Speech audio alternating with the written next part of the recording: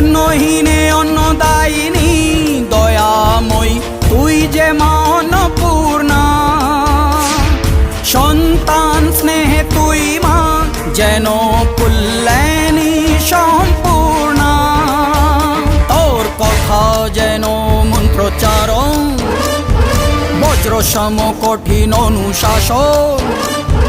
ধৈর্যেশ্বর বংশহা পৃথিবী, ধর্ম ও ন্যায়ের প্রতিচ্ছবি।